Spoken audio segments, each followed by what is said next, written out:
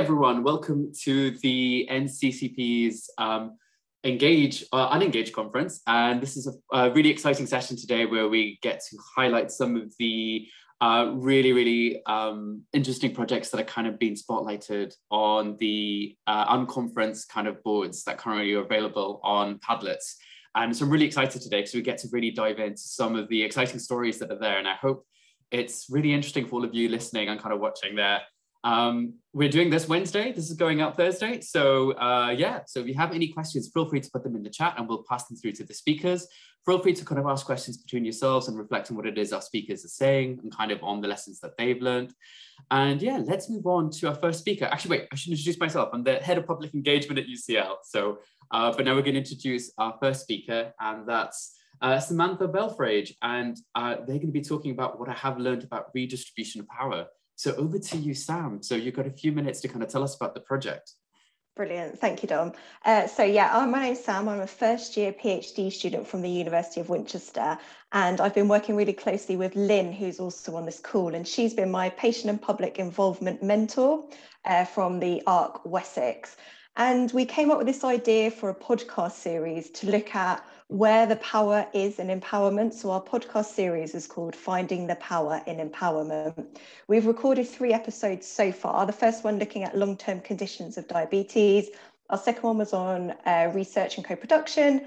And the third one was around pregnancy and birth. And what we really wanted to find out was, the reason behind it was because my PhD title originally had this idea that I could develop an intervention that would empower people. And Lynn and I were talking about, well, where is that power? How can we empower people if we don't know where the power is? Where does it sit? Where should it sit? And what do we really mean when we're saying that we're empowering somebody? Do they want it? Do they need it? What would it look like when they've got that power? So we really wanted to speak to individuals to find out their experiences on that, so that I could take it forward not only in my research, but also share it in this way on the podcast, that other professionals, researchers, members of the public could listen to it and think how it's relevant to them and how it addresses them. So that's just a tiny bit of background about what the project is. And then the question was around, what have we learned about the redistribution of power? And one of the themes that I think has come across really strongly from the podcast is about relationships. And there's a sense that this power can be shared if there's a strong relationship there, if somebody's got the time to listen, if they've got the time and the inclination to reflect on what's been said. And some of the guests that we spoke to felt that they did need empowering to manage their health conditions, whereas others didn't. But there was a unanimous feeling from all of our guests that they as individuals could empower others, but that really depended on those professionals or researchers having the time to accept that power could be shared between them. I'm going to ask Lynn to come in now if she wants to add to that idea about the redistribution of the power. Yeah, I mean, I think why I really wanted to do this was just the fact that Sam was willing to open herself up to a discussion about this. You know, it appeared in the PhD title, and I picked up on this, and just this going out to people to ask, what does empowerment mean to you, and where does this power sit, rather than this very virtue signaling, I'm going to empower you kind of thing. So I think just the discussion around that and unpacking that a bit has been really great. And it's caused me to reflect on some of the biases that I had around the word empower, because I automatically roll my eyes when I hear it. I'm going to pass back to Sam. Thank you, Lynn. Yeah, that comes on to the last point, just about what are our recommendations for further engagement work in this area. And it's to keep the conversation open, that if you hear this term empowerment in research or in practice, that you take the time to ask, what does it actually mean? What would it look like if we see a sharing of this power? And yeah, that's how we'd like to conclude, really. So keep the conversations open and enjoy the podcast. Please leave us any feedback. We'd really appreciate it. Thanks very much, Sam. Yeah, that was a kind of little bite-sized presentation of Sam and Lynn's project. Want more information, kind of check them out. I think NCC will put kind of links up kind of on their YouTube channel, and kind of also do check out the Padlets as well, kind of where they'll be featured there. But thank you very much for those reflections, Sam and Lynn. We've now got a little bit of a panel kind of to move on to next, and we're going to have three wonderful panelists. I'll let them introduce themselves, but it's going to be Hannah, Shawnee, and Georgina. So let's start and go around and introduce yourselves and kind of a little bit about kind of their experiences and kind of what they're going to be talking about essentially. So Hannah, over to you first. Hello, I'm Dr. Hannah Little. I'm a senior lecturer at the Science Communication Unit at UWE Bristol. And today I'm going to be presenting some work that I've been doing in collaboration with I'm a Scientist, Get Me Out of Here, who are an online engagement tool where scientists do live text-based communication with school students. And we've been developing an online course for scientists participating to kind of make them do some reflective learning around that communication. Thanks very much, Hannah. And also points to you for the background with your fish. It's amazing. So over to Shawnee next, kind of like a quick introduction. And yeah, let us know what you're going to be talking about today as well. Hi, thanks, Tom. I'm Shawnee Sanderson, and I'm the Public Engagement Officer at the University of Leeds. My submission to the Unconference exhibition looked at inclusivity of online events through the lens of our internal colleagues and event speakers and ourselves as public engagement professionals who maybe often didn't have the digital skills, confidence, experience needed at the beginning of the pandemic to quickly adapt to online delivery. So I'm going to look at how we did that through our annual Research Open event, which is called Be Curious, over the course of the pandemic. Oh, thanks very much, Shawnee. Looking forward to hearing more around that. Georgina, over to you, kind of a quick introduction and the project that you're going to be speaking about today. Yeah, so I'm Georgina Bowyer. I'm a Policy and Development Officer for Carnegie UK, and I'm going to be talking about one of the projects that we're involved in called Engaging Libraries, and we partner with Wellcome and the Wolfson Foundation to deliver that. Engaging Libraries funds and supports public libraries to work with universities to deliver public engagement on topics that matter to their communities. Thank you so much. So I think you can see from the three projects that they're speaking about, there's going to be a really exciting discussion around inclusive online engagement and what does it mean? How can we do this, especially with the kind of like sort of current lens of kind of what was like sort of lockdowns and kind of, you know, how can we use that to continue and kind of when we return to more normal times, kind of, you know, how do we kind of keep on going with that as well? So the first question I kind of want to ask is what are the key challenges that your project sought to address around online engagement? So kind of what were you thinking around when kind of the project was kind of being set up or being adapted to kind of the new reality that kind of was last year? And we'll go around the other way. So Georgina, we'll start off with you. Yeah, so for us, it was the latter. It was the need to adapt. So the programme was set up as something that libraries and universities did together, and that was often events and activities that would happen in the library space. So, of course, with the onset of the pandemic, that really changed the boundaries of what wasn't possible, and we began to look at what the transition to online engagement would look like. And there are lots of challenges, so just to mention a couple quite quickly. So first of all, obviously the upskilling for staff. Lots of the library staff that we worked with weren't aware of the different bits of software, didn't have the skills needed to be able to plunge straight into that online engagement. There's also issues about reaching intended audiences. So for example, our project in Glasgow, they were looking to work in literacy hotspots and to support families where children needed more support with their reading. Reaching those families online was particularly difficult, so they had to look at ways around that, and they actually applied for separate funding in order to get hold of devices to help with that particular project. Just lastly, I think the final thing I would mention was around two-way engagement. So we know there's lots of opportunities online to deliver information, but actually how do you get people talking back and how do you get that two-way engagement going? I'll leave it there. Thank you. Yeah, and some really good kind of like challenges there that I think will probably be kind of felt and kind of echoed by some of the panel. So Shawnee, yeah, over to you. Same question. Sort of what were the key challenges that you were looking to kind of like sort of re-looking at when you were adapting, well, creating the project in your case? I think like Georgina said, we were really concerned about creating this real two-way engagement. But before we even got to that, we became really aware that one of the potential barriers to running any online engagement activity was getting our researchers involved, getting speakers up to speed with the confidence, digital skills, equipment even, or just trust in those online platforms. You know, they really wanted to do engagement. We found, we conducted a survey and sort of tested the waters, but they just weren't ready to quite jump in there. And I wonder if Hannah and Georgina will find this too. You know, in many cases, digital support in higher education institutions, including our own, was diverted to teaching really during, especially early on in the pandemic. So it sort of fell to us to navigate this new landscape, which was very challenging in itself because I'm no digital expert.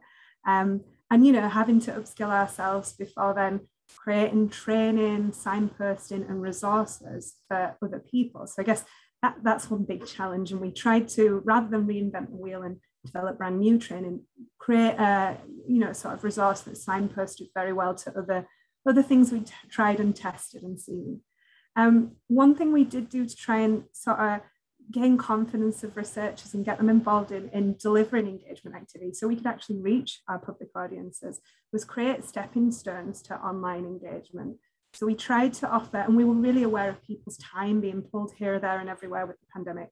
So we tried to offer like low, medium and high commitment levels to help people get involved, test the waters with online engagement, gain experience and confidence. So from low being like submit an image, a research related image for a digital jigsaw, or be involved in a Twitter challenge. Medium was creating 2-minute sort of explainer videos or exciting demonstration videos that families could try at home. And a high commitment was actually go in and run a live online event. So we've run 3 iterations of this online sort of our festival called Be Curious at this point.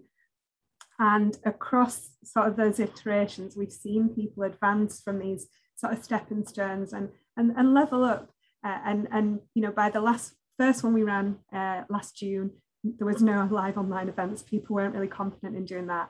We went up to 5 live online events in October, and then we saw 18 delivered this July. So I think that sort of says a lot about this supported movement towards the online world and growing confidence. And I'll leave it there. Oh, thanks so much for that, Shawnee. It's great to see kind of that, the offer kind of being so differential so people could just plug in as well. I sort of particularly like that.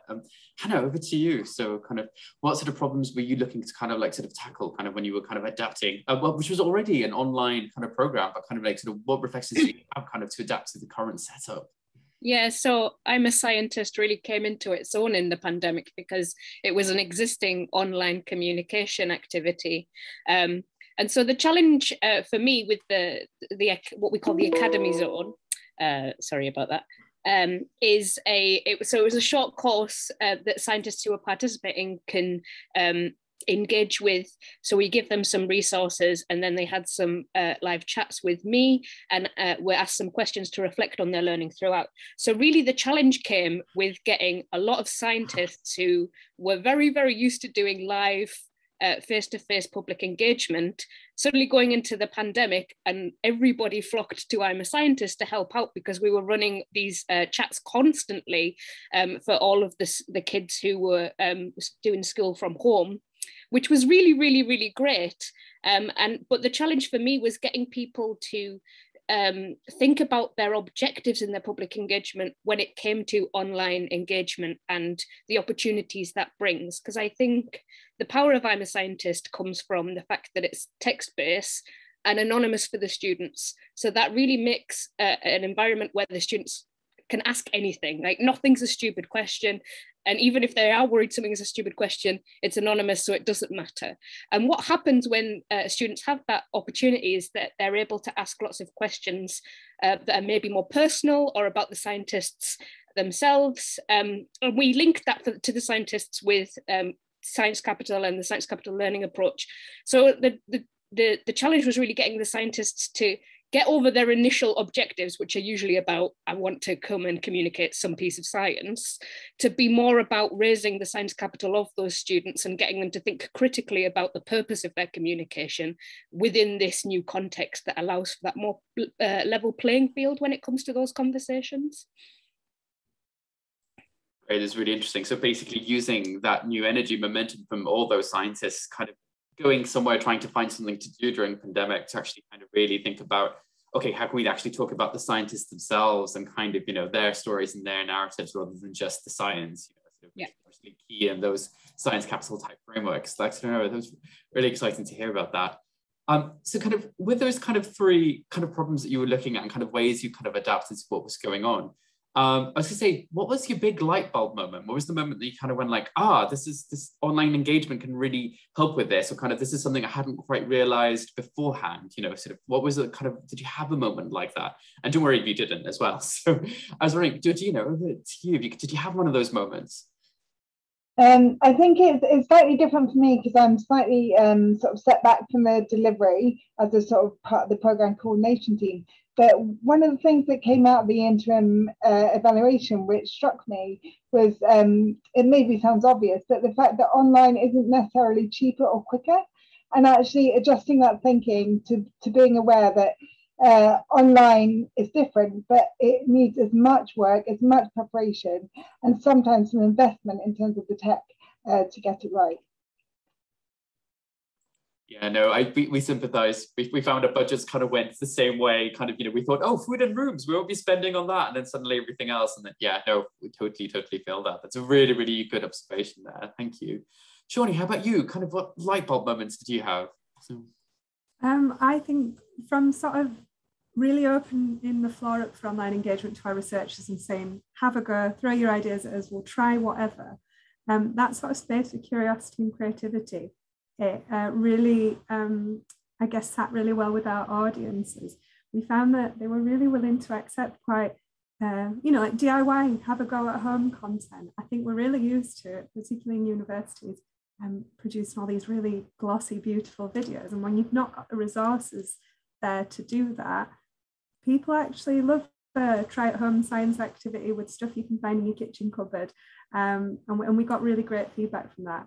I think also a light bulb to like me as a public engagement professional is it's all right to not have all the answers. You know, you've put pressure on yourself to know it all and be the sort of lead on all this digital stuff. We really truly learned through doing, and we went through a million different platforms until we settled on enjoying live streaming via StreamYard to YouTube, and found that worked really well. And it's been all right. It's, you know, in hindsight, the progression towards that, it was hard at the time, but it's we've got there. Yeah. No, that's really interesting. Kind of like that fact that you can kind of experiment that bit more, you know, just during that time, you kind of feel you can do, because the threshold is much lower. You know, you don't have this big glitzy thing or kind of event with the dinner and glasses of wine or whatever, you know, those normal events were. Would you like the glass of wine? You can always just bring that at home, you know. The one thing I was wondering is how much of that was the move to online, and how much was that allowing us a space to fail and be kinder to ourselves as a result of the fact there was a global pandemic going on. And I'm wondering how much it had to do with then that being like, okay, no, it's a tough time, so let's not be as tough on ourselves and just see what we can do. You know, sort of wonder how much of that was actually that context rather than the explicit online stuff. Well, yeah, I guess it just really, we pulled the rug out from under ourselves in terms of we're used to doing stuff in a particular way, an activity on campus with stalls, which is very, you know, has room for creativity, but it's just changing people's mindset and opening the floor up to any idea goes, and online allowed us to do that, I think. Yeah, no, great. Thanks so much, Shawnee. Hannah, over to you. Yeah, your light bulb moments. So most of the light bulb moments, I will say, belong to the scientists who were participating rather than me when it came to making those connections between their practice and some of the theory that we were giving them. But the one thing that does stick in my mind was when, during answering some of the reflection questions, I'd always thought about this anonymous text-based practice as being beneficial for the students, but very rarely think about how it benefits the scientists, because the scientists are always complaining about how I want to use pictures, it's much easier face-to-face, things like this. But one of the scientists said that having it text-based, they actually found that quite liberating, because they felt that their communication was no longer linked to biases that the audiences might have when they're stood in front of them in terms of you know, the way they speak, their gender, their presentation. And so having it text-based felt like not only was it creating a level playing field for the students, but also for the scientists, where the students themselves might have biases about different scientists and who they are. So that was a real light bulb moment for me, I think. It's really great. Like sort of, and again, it's something that you don't particularly think around, and kind of you finally see that kind of come through afterwards. No, that's fantastic to hear. The next question I wanted to ask, and it's kind of the classic evaluation question, you know, and the kind of, what is the one thing you wish you'd known at the start that you kind of learned later on? You know, what is that like one thing that you go back in time and would save you so much effort and kind of stress earlier on? So I'll kind of spin the order around a bit. Shawnee, over to you first on this one. I mean, I wish I knew it all from the start, but the thing for me is, I guess, now I know however much time you build in for training and support and drop-ins and surgeries around engagement, with the online side of things, build in some more just in case. And even if you offer these online surgeries and nobody comes, you know, there's that opportunity there for people to ask. No question's a silly question. I'll probably have to go away and do some more research, but yeah, that's what I now know. Oh, thank you, Shawnee. How about you, Hannah? What's the one thing you'd tell yourself? Pretty similar to Shawnee, actually. So we scheduled a lot of these live chat sessions for the scientists, but scientists, it turns out, are really busy people, and quite often they'd be very poorly attended, but there was always this feedback that when people did attend, they were always really, really valuable. So I think it would just be about putting more effort into scheduling those when the scientists can do it, or, you know, not beating myself up when people didn't come, and just, you know, it's worth it for the ones where they do come and have those really valuable conversations. Oh, fantastic. Yeah, no, it's very, very true. Georgina, how about you? What's the one thing you'd go back and kind of like sort of tell yourself at the start of the project? I think it would probably be around the potential in online engagement, because the reason that so many of our projects went online was obviously through the pandemic and the necessity, sorry. But in terms of what was delivered, there were a couple of projects that adapted very quickly and did very, very well. So there's a joint project, the library services in Redbridge, Newcastle and Kirklees were doing a project around death and dying and being able to open up this topic, which is obviously often difficult and sensitive, and working with researchers to basically sort of increase people's knowledge, but also give them a space they can ask questions and find out more. And I think at the start it felt like that would have been one of the topics that was most difficult to transfer to the online space. But actually they managed to do that really effectively, partly through book groups on Zoom, but then also through what they call death cafes, making use of breakout rooms and enabling smaller groups to have discussions. And these are really well attended, and they're attended by people across the country and internationally, which obviously wouldn't have happened if the library run the event in their space. So I think we were quite blown away by the potential that some of these things can have. And if we'd known that at the beginning, I think that would have been a real encouragement to perhaps invite more of the projects to try and make that switch earlier, and to see it as a positive rather than something that you just kind of had to cope with and adapt to. Yeah, Georgina, could I follow up that with one question? So what was it about the online space that kind of made it a safe place to talk about things around death and dying, which is such personal topics? What do you think kind of was it that helped in that online space versus an in-person space? I think part of it is about great facilitation. So the team were really careful about allocating roles. So having like someone who was there for support if people were struggling to get online or to use the functions, having like a producer role behind the scenes, keeping everything running smoothly, and having someone who's there very much kind of people focused. Also, I think there's something about the marketing of an event like that. So there was a screening questionnaire so that people were kind of clear about what they were coming to, that this wasn't bereavement counselling, but it was an engagement event. And I think it's also through having kind of experts in the room and great materials. So for example, the book groups, you know, having really high quality engaging material to be able to open up that conversation and to direct it. And I know that the academic partner got end-of-life specialists involved, so they were able to have the right professionals in the room to make sure they were sort of covering up off all those bases.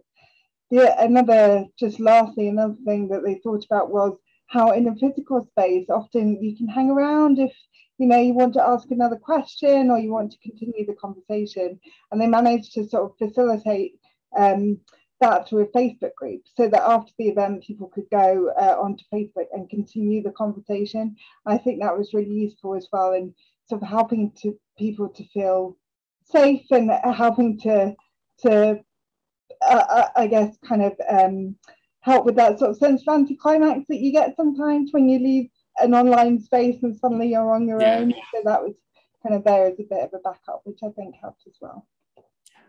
No, thank you. It's really interesting there, especially kind of that last bit about kind of that leaving your online thing, because it does feel a bit like more definite than leaving a room slowly with a crowd and stuff like that. Very, very, very interesting there.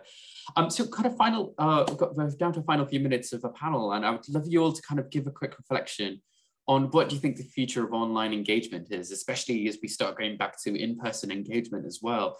You know, sort of how do you see it coexisting? What lessons do you think one can learn from each other? So kind of just a quick kind of like sort of minute summarizing kind of what your thoughts are on the future. And Hannah, is it okay if I go with you first? Yeah, of course. Yeah, so I'm a scientist, has existed for a long time and it'll continue to exist. But I think that one thing that has really come out of the academy zone is getting the scientists to make those connections between the value of online engagement and what it can bring that face-to-face engagement can't bring, because we often kind of see online as replacing face-to-face engagement rather than being an alternative with its own benefits. And one question I've always asked the scientists as they're leaving the course is to think about how they can bring some of what they've learned from the online context to the offline context, and actually get people to improve their face-to-face engagement in live contexts based on the kind of values of what student-led initiatives can bring. Yeah, no, that's really interesting. And I suppose you've got a history of being online for much longer, so it'll be interesting to see how you can kind of get that learning and kind of adapt it to like sort of in-person stuff and kind of like sort of delve back. So I think I think it's very fantastic. So Shawnee, over to you. Kind of what is your kind of overall kind of feeling of online in the future, sort of looking ahead? Well, we've seen some huge positives to going online for our staff and our public audiences, and we feel like we've gone so far. We go back now, but in terms of our for our public audiences, feeding back that it's great for them because they have a hearing impairment, so they can engage better, or they have care and responsibilities, a disability, neurodiversity that means it's harder to engage with an in-person event. So we want to maintain that online offer for this vast audience that is now engaging that couldn't engage before. And it's how do we balance that with an in-person offer, which we want to do too for our more local community, and it's something we've been doing for years. So we don't know the answers yet. It'll be trialing through doing, but it's finding that balance between the offer, potentially trialing some hybrid activity. But I think the difficulty is going to be how do we reach both our in-person and online audience with a hybrid activity without compromising on the experience for either audience, which I get the feeling sometimes can happen with hybrid. So again, we'll be working it out as we go and supporting our researchers once we know what we're doing. Yeah, no, I think that's a question that lots of us are asking as well. So, so we should keep on having the conversation as public engagement professionals in terms of how we approach hybrid going forward, in such a way that it's its own thing and isn't, just one with a kind of like a little bit of the other and stuff. I think there's so much potential there. So Shawnee, yeah, let's keep on going with that conversation. So, because don't worry, I think it's all of us going to be learning together on it. So Georgina, over to you, kind of final thoughts. Yeah, I think what Shawnee said there was just absolutely spot on, and those are my thoughts that the future of online engagement should be really positive. We've seen that it has great potential to deliver, but I think it's about knowing its place. So it's knowing what's right for the online in-person environment, what's right for in-person, and how we balance that. And I think there's a danger in that thinking about our library services and their projects. There's a danger in the work kind of just being doubled because you're trying to do it all. So I think it's really important to I guess develop a sort of strategic approach to what works where and what are we going to prioritize. I think also there's kind of opportunities to continue to develop that two-way engagement, and hopefully kind of through this conference we'll see lots of great examples of that. But I think I hope that the future of online engagement is about further interaction. So getting to know more sort of tools and methods for how we can sort of encourage that participation and make sure that these events are really collaborative. Oh, thanks so much, Georgina. And I'm really glad you also brought up that issue around kind of like resourcing. You know, engagement teams are generally resource strapped. We kind of, you know, so it is the idea around strategizing and realizing what is it that we should be doing as a whole program of face-to-face, online and hybrid, rather than kind of think of them as additional programs. Because, you know, yeah, I think it's a very, very good point there. Thank you all so much. I think it's been a really fascinating conversation, great projects, and kind of great to hear your reflections on them as well. So any more questions for Shawnee, Hannah, and Georgina, just put them in the chat. I hope you found this a really interesting discussion between our panelists. And thank you so much. We're now going to hand over to our wildcards. Very exciting, wildcards. And we have Francesca and Liz, there we go. Sort of coming in to kind of talk about the projects. So I think we're going to do this one at a time, and we're going to have both of you up at the same time. I'll see what it is that kind of Maddie puts on my screen at this moment. We'll see. Oh, we've gone for Francesca. So Francesca, over to you. Let's hear about your project. So. Thanks, Dom. And hi, everyone. My name is Francesca, and I'm the Mathematics Engagement Officer for the University of Edinburgh. So my job is making everyone enthusiastic about mathematics.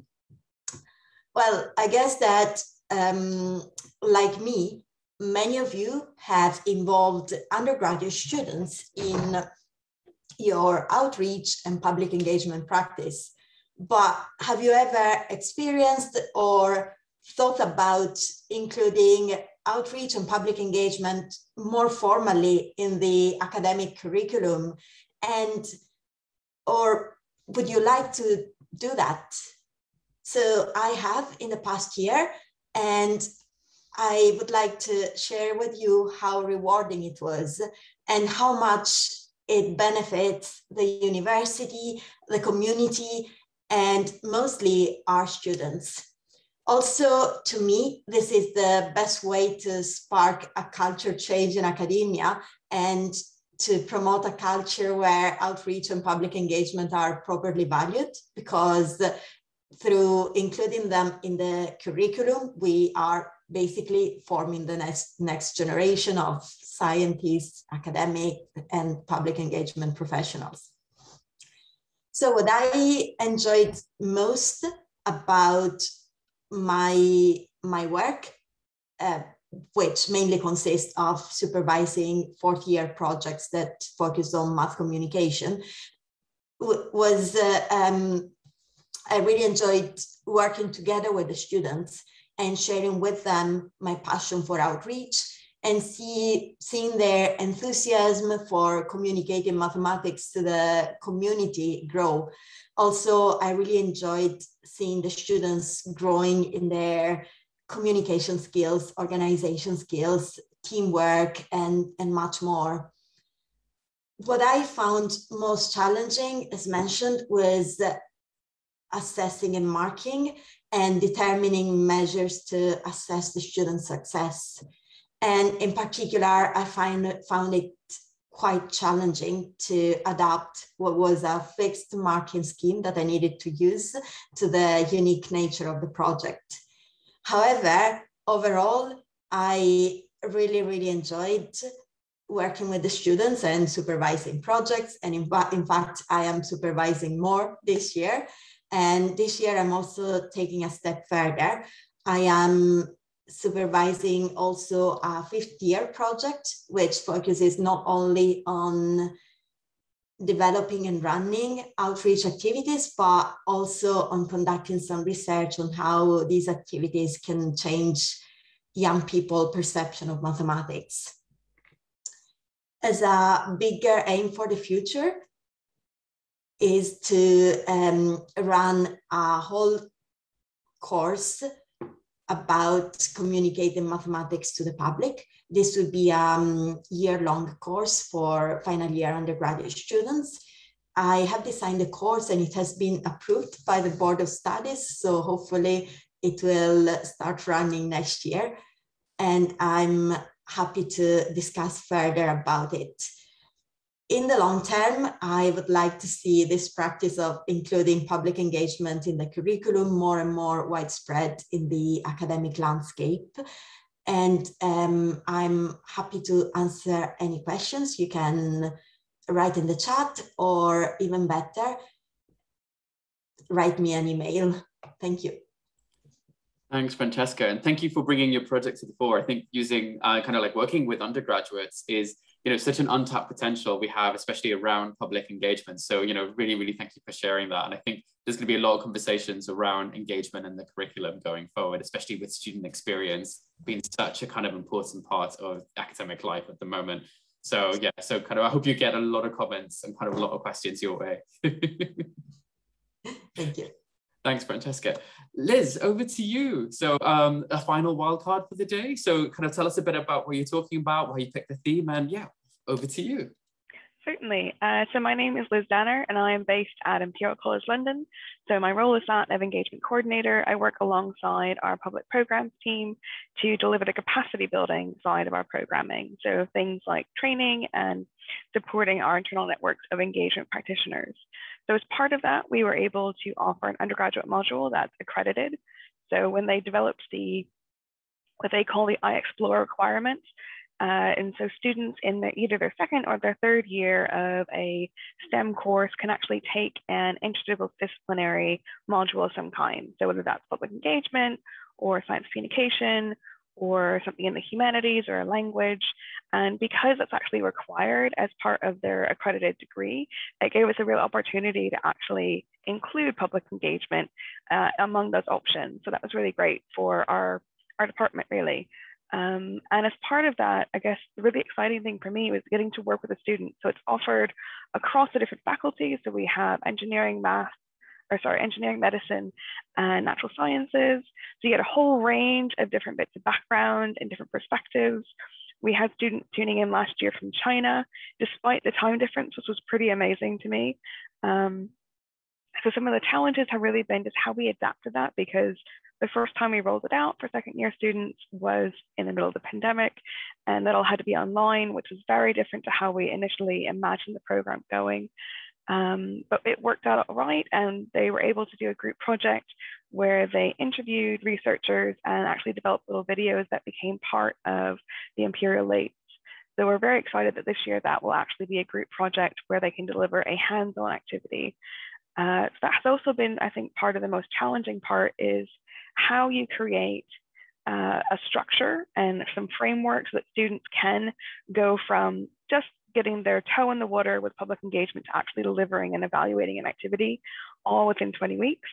And also thinking about how we then assess that. So it's not, as Francesca mentioned, it's not kind of the classic essay structure. It's very much a presentation or an activity, and creating that criteria that is comparable across different types of activities and give students that opportunity to be creative has been a little bit challenging. But I think we're getting there along the way. We got presentations. So they share at the very beginning kind of their plan, they get feedback on that, they get credit for it, they go off, they do the activity, and then they evaluate it at the end as well and kind of reflect on that. And so that has been really great just to kind of see their journeys along the way. And in terms of what we're thinking of next is just sort of how we can continue to evolve the program. So we're really hoping to be in person come springtime, and that they can actually do some in-person activities, and then actually having a full year on campus, hopefully next academic year is the grand plan there. But again, also as Francesca mentioned, very interested in finding out what other organizations are doing, how people have kind of fit in public engagement modules, and whether that is under accreditation or for extra credit, because that adds extra challenges as well. No, thanks so much, Liz. And it's great to kind of hear another kind of perspective there. We're kind of working with the undergraduate students, and I really hope it's kind of, you know, sort of we can see more of this happening in the future. There's more learning shared, because I think there's a lot of learning just between you two that can be shared, let alone kind of wider people working across the UK. So I just want to say a big thanks to kind of all our speakers today. So kind of Lynn, Hannah, Sam, Georgina, Shawnee, Francesca, and Liz. Thank you all so much. I assume you're going to be coming back on slowly to the grid. Oh, there we go. Here we go. This is our Brady moment. And just want to say thank you all for listening in. We've had some really interesting topics from the ideas of power, kind of conversations around online and what does it mean going forward? What did we learn from kind of the move online sort of over the last few years? And then kind of like questions around working with undergraduates and kind of curriculum and what does that mean for engagement in the future and kind of, you know, what sort of options does that open up? So thank you all. Thank you all for listening in. Any more questions, feel free to put in the chat. Our wonderful speakers will also be happy to chat with you kind of at some point as well. So find them on Twitter, kind of find their projects on the Unconference board. And yeah, hope to see you around at other parts of the Unconference. So it's a bye from all of us.